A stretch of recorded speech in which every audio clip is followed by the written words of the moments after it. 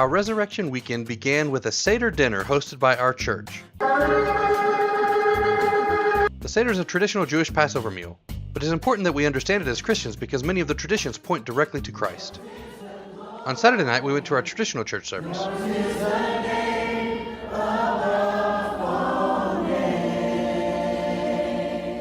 And we wrapped up the weekend with Summit Resort Ministries at the top of Keystone Mountain. This year, Easter happened to fall on the last day of the season for Keystone. I had intended for today to be the big reveal of the ultimate design of my art piece, but something interesting happened. For no apparent reason, my pen started to act up, and the more I tried to fix it, the worse it got, until eventually I ended up with a huge ink splotch that basically ruined the piece. Yikes. Whoa, it just blocked on the canvas. Where? Right here. I cleaned up the mess as best I could and soldiered on. But when all you have is black ink on a white canvas, there's really nothing you can do. So I knew I had to get creative.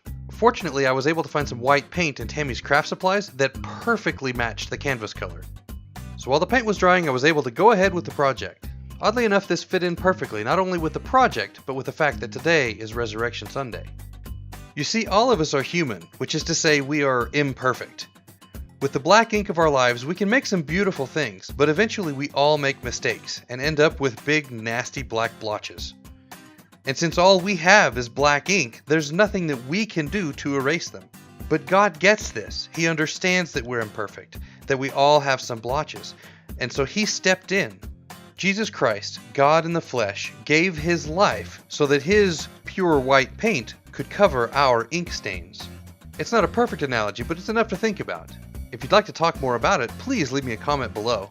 Or go check out JesusLovesYouAnyway.com. See you tomorrow.